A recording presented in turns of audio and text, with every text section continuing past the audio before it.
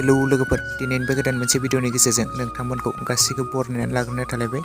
लोगोफोर नोंथांमोनाथ' भिडिअनि टाइटेल आरो थाम्बनेइल नायनानै एसेब्लाबो हमनो हाखादों जानांगौ दे बे भिडिअआ मानि सायाव जागोन। लोगोफोर सोरां स्टुडिअ माल्टिमिडिया बेनारनिफ्राय दिहुनजानाय गोदानै आबुं मोनसे सिरियाल बर' सावथुननि सायाव भिडिअ आपडेट लानानै फैफिनदों।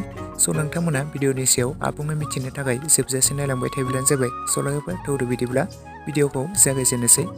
बे सिरियाल बर' सावथुनखौथ' नोंथांमोना गोबाङानो खोनाखादों आरो मिथिखादों जानांगौ दे। बे सिरियाल बर' सावथुननि टाइटेल आरो थाम्बनेइलनि मुङानो जादों आगोमा रुवाथि। नोंथांमोनाथ' गोबाङानो बे आगोमा रुवाथि मुंनि आबुं मोनसे सिरियाल बर' सावथुनखौ नायखादों आरो मिथिखादों आरो गोबाङानो बे सिरियाल बर' सावथुनखौ एपिसड सिस्टेमै नायगासिनो दङ। बे सिरियाल बर' सावथुनावनो सगाहायै फावखौ खालामदों बर'नि सावथुन मुलुगनि बयजोंबो सिनायजानाय मुंदांखा फावखुंग्रि बिथां अनसुमै बर', लोगोसे दिनेश, उत्तम, निरिबिलि, कनकसा आरो लोगोसे गोबां फाव खालामगिरिफ्रा बे बर' सावथुनाव फावखौ खालामदों लोगोफोर। बे सिरियाल बर' सावथुननि स्ट'रिखौ लिरदों कनकसा बर' बिथाङानो, डाइरेक्टरखौ खालामदों सोमदोन बर' बिथाङानो।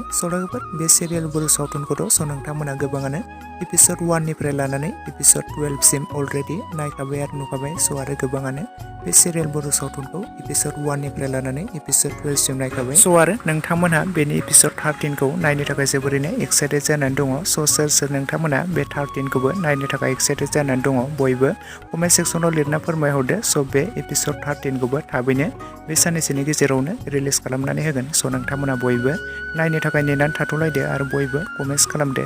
जेब्लानो बे एपिसड 13खौबो रिलिज खालामनानै होयो अब्लानो बेनि सायाव गोदानै मोनसे नोंथांमोननो आपडेटनि गेजेरजों फोरमायनानै होबावगोन। नोंथांमोना बयबो नायनो थाखाय बे एपिसड 13खौ नेनानै थाथ'लायब्लानो जाबाय। नोंथांमोना थाबैनो बे एपिसड 13खौबो बगाजुलि कमेडियान इउटुब चेनेलनि गेजेरजोंनो नोंथांमोना नुनो मोनगोन।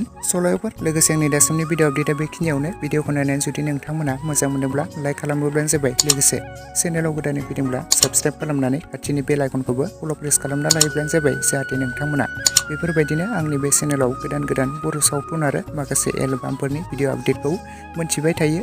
Thanks for वाचिं।